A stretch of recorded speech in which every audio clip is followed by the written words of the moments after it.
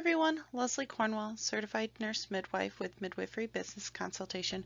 This next section of our course has to do with malpractice insurance. Legal disclaimer, any of this information is based on general information purposes only. It's not intended to substitute for professional, legal, or clinical advice.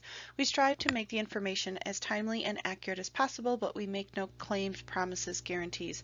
Everybody's regulations are different. There's different policies out there for malpractice. This is just to help you kind of understand high-level medical malpractice insurance.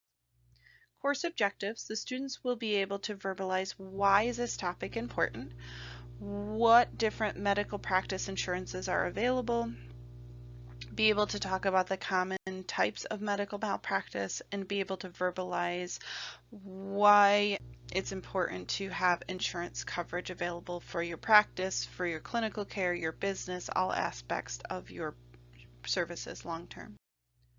Students will be able to verbalize what exactly is vicarious liability. It comes up a lot when you're trying to make collaborations, work with hospitals, transport. We'll definitely dive into that. Verbalize the awareness of different types of malpractice insurances, defense, the legal settlements, the step-by-step court steps, the legal limits of malpractice insurance, and what exactly is the extended report period.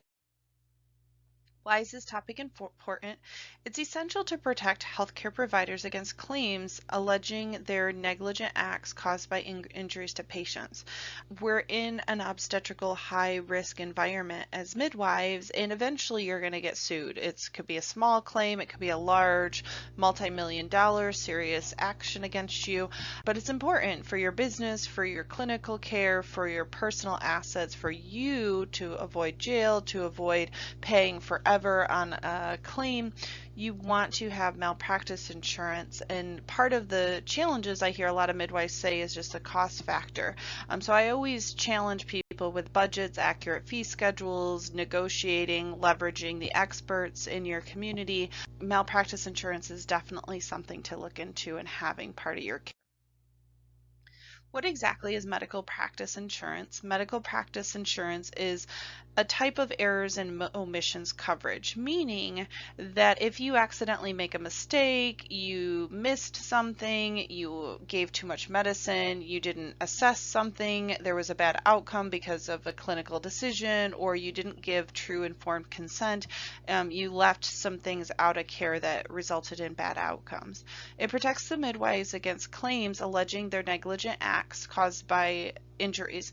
So it protects them with legal defense, someone that's an expert on their side, and it protects that if there is a financial cost involved, that you have some coverage to support that expense.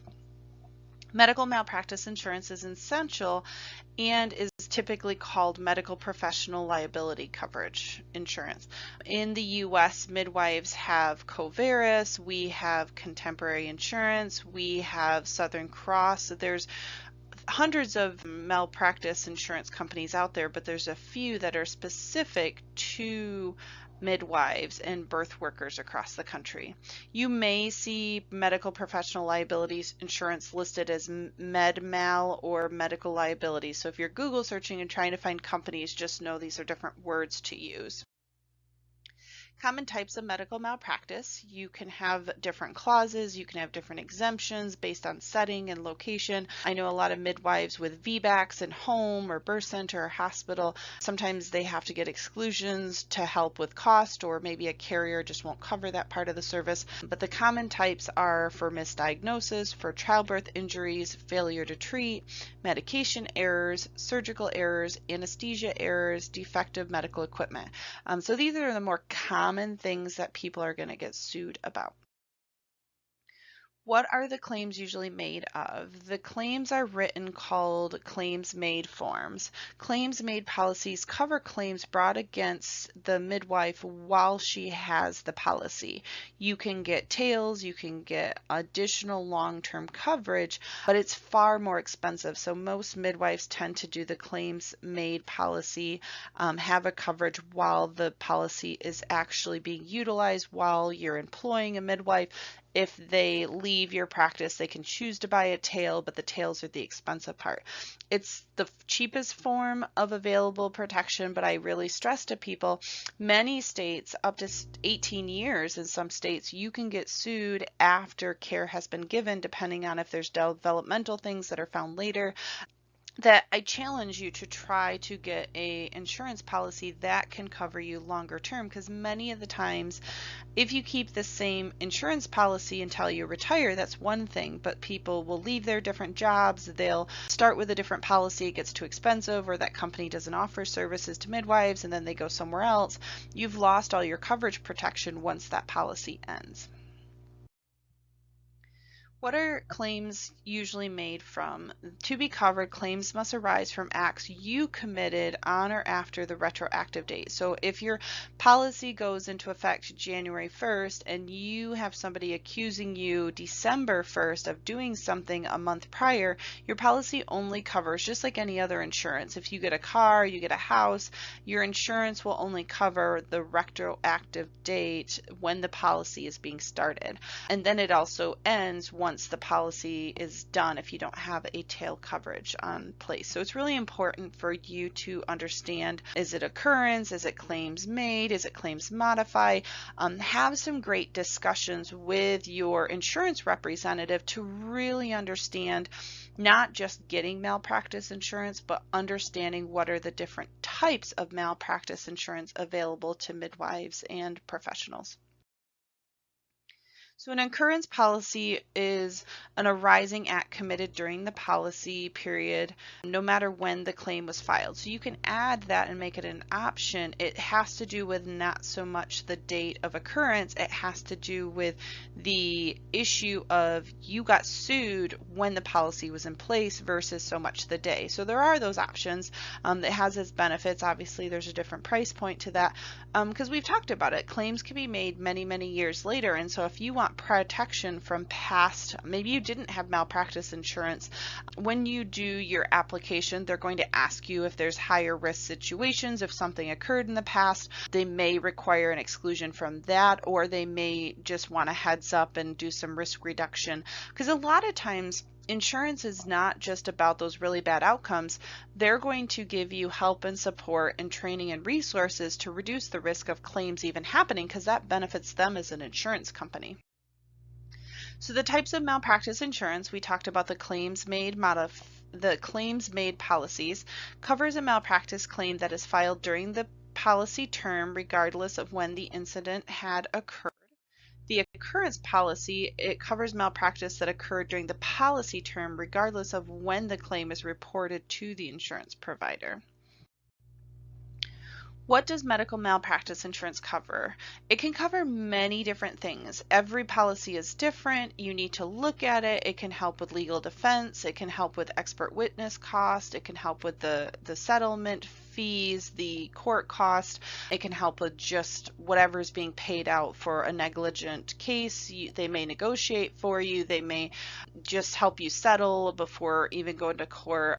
There's many levels. I see malpractice insurance being more of a benefit to midwives when they're getting accused to the Board of Midwifery or the Board of Nursing by a hospital, by a competition, and they've got to defend themselves against a board that may or may not understand what they're doing in their services, and our goal is not to have the midwives represent themselves. So I see a lot of the malpractice insurance benefits not being the big scary cases that everybody fears and is afraid they'll lose everything to, but to defend yourself from those day to day. As you're getting more successful and growing and getting a presence, you're more likely to have accusations against your license.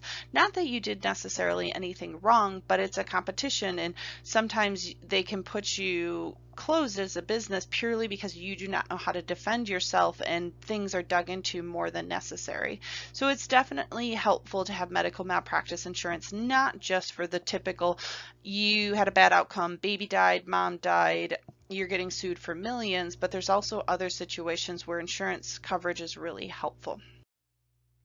what does the malpractice insurance cover? If there is a decision with a lawsuit, they're going to pay up to a certain limit. So it depends on not just the contract and the exclusions, the riders, the clauses. It's also the limits. If you're going to pay for a $200,000, $600,000 policy versus you're paying for a $1 million, $3 million policy, you're going to have a very different coverage limit, just like your house. If you have a $100,000 house versus a $1 million house, your insurance policies are going to be different because you're going to have different coverage levels of protection. So everybody's comfort level is different. There's obviously a different cost analysis. The more that you pay for coverage, the more it costs. So there's pros and cons. Some states will not allow you to go below a certain minimum. If you're collaborating with a physician or a hospital, especially if something in writing, there tends to be a minimum level. They want you to be similar to what they are so that they don't become the deep pocket in a lawsuit. So there's a lot of variables. Some insurance companies will require you to have malpractice. Some will require you to have a certain minimum level. In some states it's just more expensive, or it's a lot harder for midwives to get certain coverage levels. You want to look specifically at the wording of the policy. What are the damages? What is medical intent that has to be paid? What legal defense? You want to really understand that the terms medical incident, professional incident are included on your coverage. What is medical malpractice insurance cover? It also is important to just look at the meanings of the terms. And if there's anything on the policy you do not understand, ask lots of questions before signing, making sure your unique specialty is getting covered for unique needs. If you do certain procedures, you're doing feedbacks, you do the home setting, don't just assume, yep, this malpractice insurance covers me in any address location, because a lot of times they'll say a service address location of a hospital or birth center. You need to make sure the coverage is a radius around your office and that it says births in the home setting, medical care provided in the home setting. We don't ever want to make assumptions of what our policy does or does not cover. I can't stress that enough, because the times that people learn the hard way is after it's too late and they've already signed, they've got the lawsuit, they just assumed this word meant it covered all settings, and it may or may not. So vicarious liability is a very interesting term because I hear it often with midwives, with physicians, with lawyers, with insurance companies, and it's interpreted very differently by different people.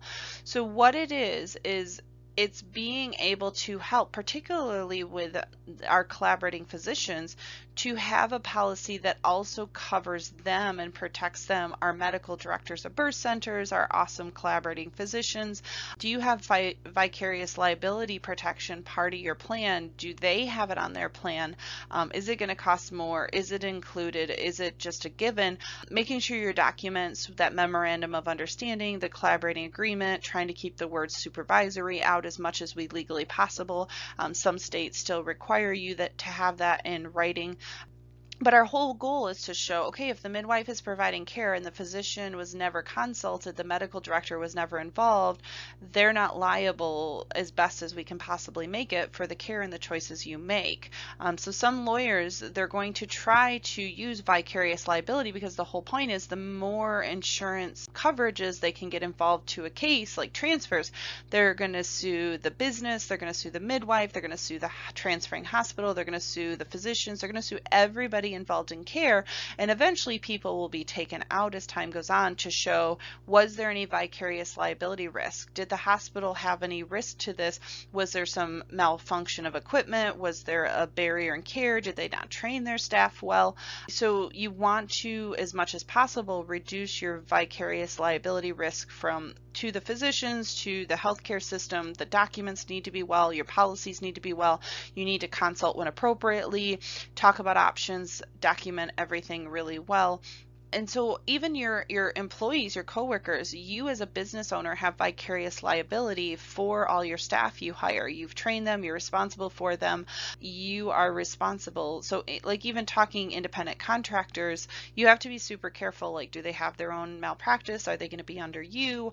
These are a lot of things to think about what are you ultimately responsible for? What is your collaborating physician ultimately responsible for when there's a bad outcome? And so we want to separate as much as possible and be on the same page. Like if they're recommending something, we all want to recommend evidence, personalized options, informed consent, and then put documentation really well. What did the family choose based on the options being provided? So you want to have awareness in malpractice insurance. You want to have, these are the acts committed under the influence of drugs and alcohol. I mean, midwives in particular, we're tired, we're exhausted, we're depressed, we're anxious. We may be using a prescription drug and then it gets abused and it gets used more under the table. It's not ever our intention. Nobody just goes on drugs because they want to go on drugs, but you'd be surprised because it's such a taboo concept and discussion.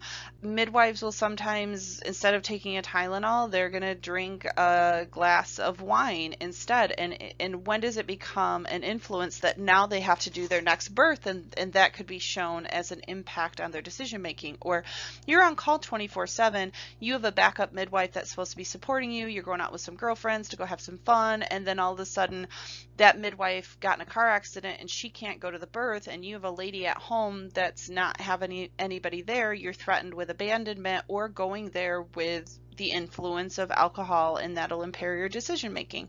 So there are these tough situations that midwives try to reduce their risk of, but when we do out of hospital in birth worlds, sometimes things happen that we just can't control. Sexual misconduct, that more has to do with our staff and our colleagues. It's pretty rare with our patients, but things are happening more and more. Dishonest, fraudulent, this happens a lot with paperwork. It happens a lot with financial agreements.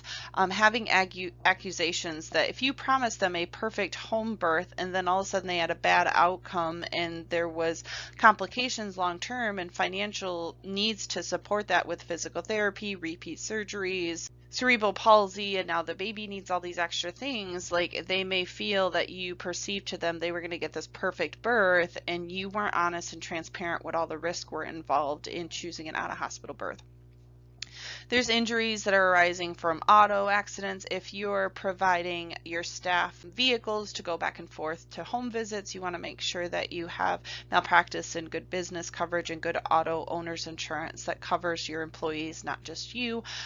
If we're transporting our patients, it's usually more if we'll call ambulance most of the time, but maybe they just need an epidural and their vehicle's too small. We've got a van, we've got the equipment, the supplies, and maybe there's a baby and it's just EMS is not coming and you want to transport. So you want your insurance coverage to have not just your care, but any of your equipment, any of your vehicles you may be using for work-related purposes.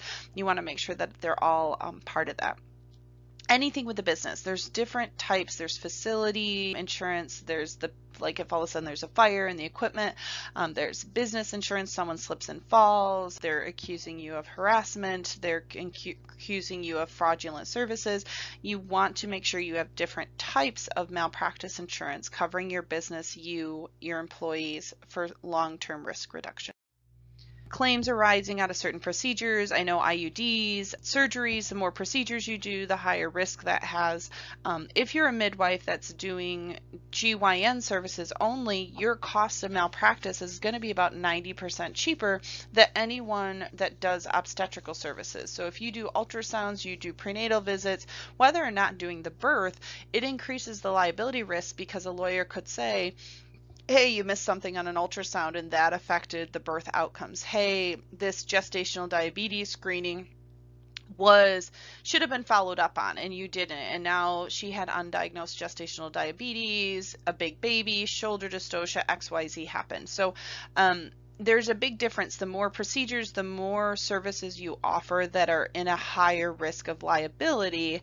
It's all algorithms and calculations to insurance companies. That's when it costs more, which I find very interesting because I've talked to Izzy with Contemporary Insurance numerous times.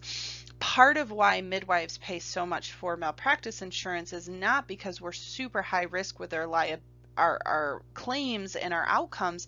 It has to do with the tiny pool of midwives that are actually getting malpractice insurance. So he reinforces all the time, if we could get more midwives to be part of the pool of malpractice coverage with these companies, it'll actually lower the cost for everyone. So that's something just to kind of think about with our malpractice insurance carriers. And if not very many midwives are using it, they don't have a lot of data to pull from and funds to pull from for those rare outcomes. So then the last thing, if there's a HIPAA, if there's an unauthorized disclosure on accident or on purpose of medical information, that also is covered with malpractice. What is defense and settlement? So I just want you guys to know high level, because a lot of midwives, we aren't taught this in school, we don't understand it. What is defense and what is exactly the settlement component? So virtually all malpractice policies cover defending you against a claim.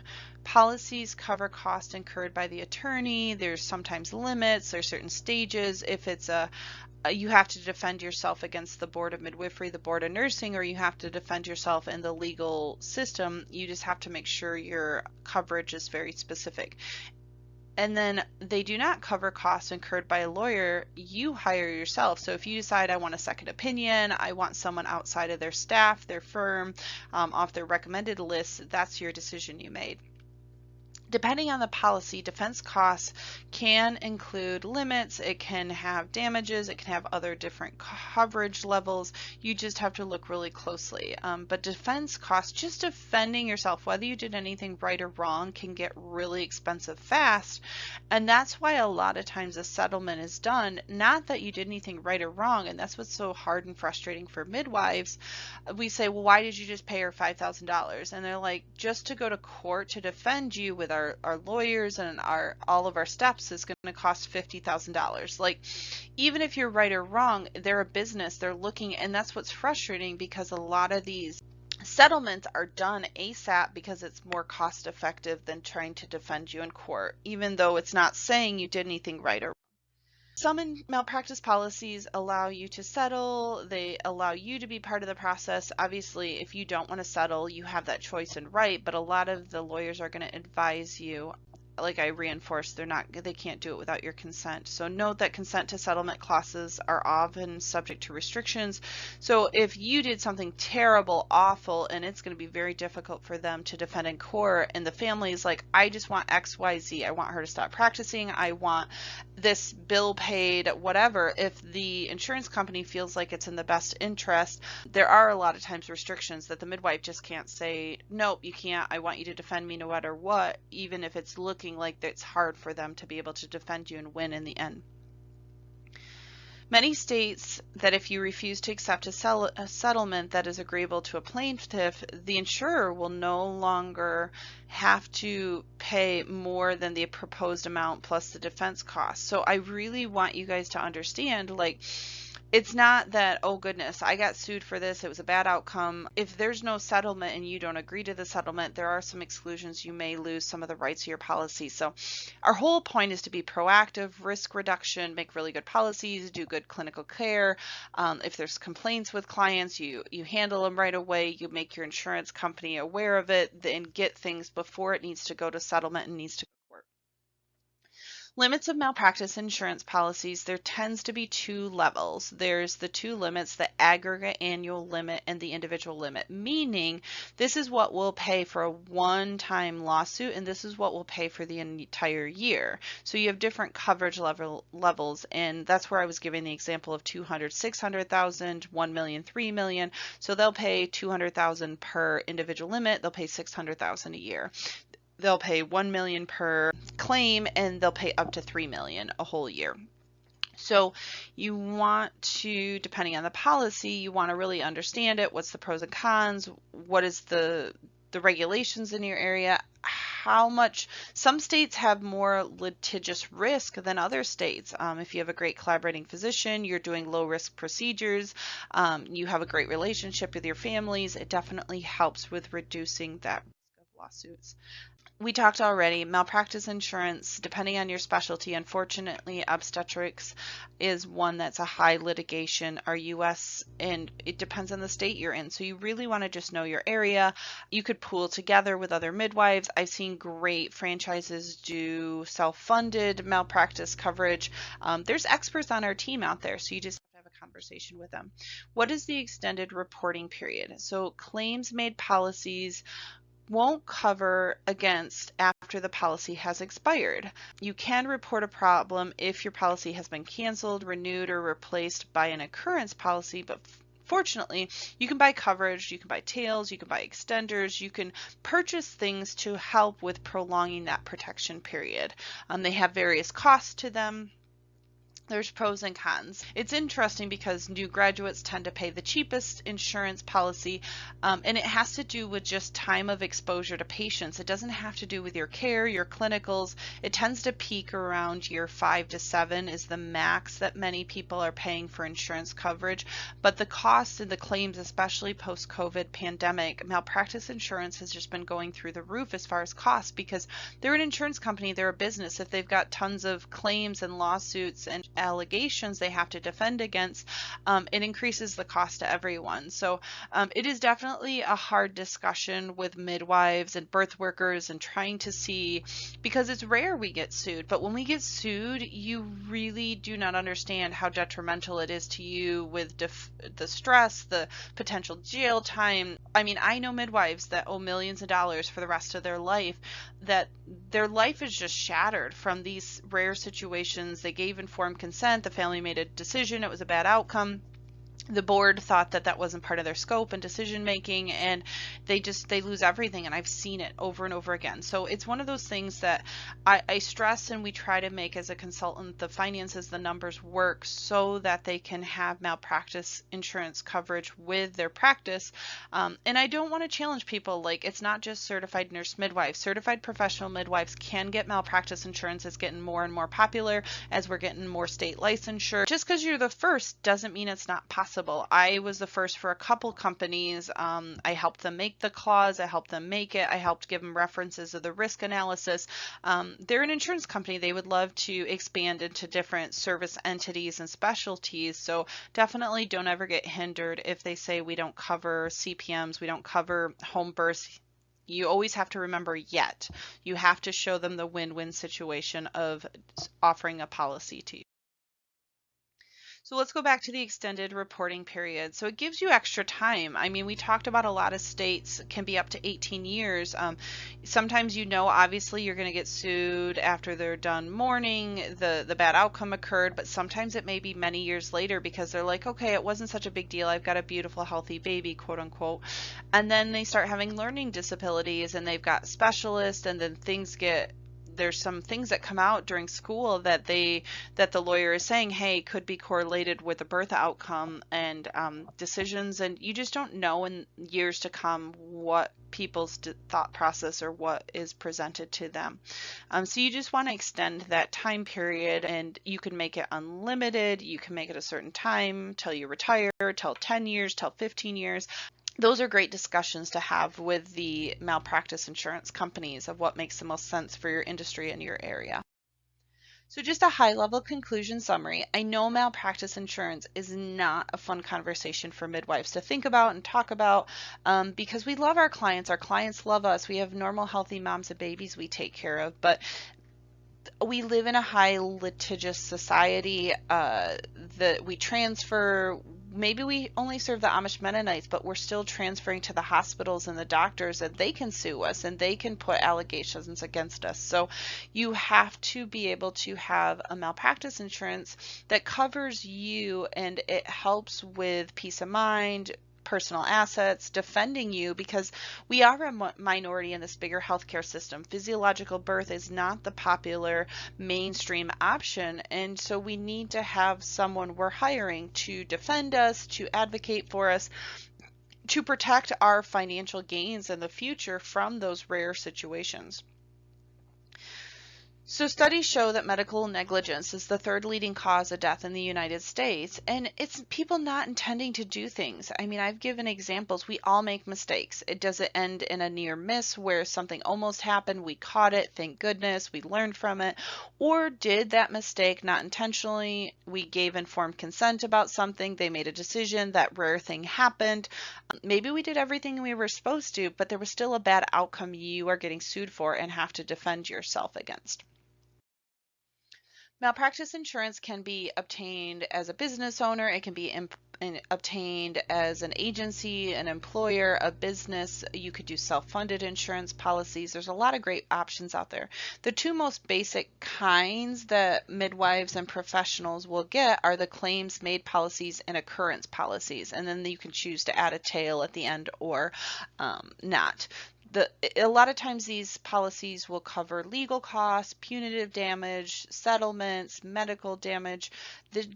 Their whole point is to, if there's an error and an omission of something that happens with your business, that's what that insurance is to help protect you from.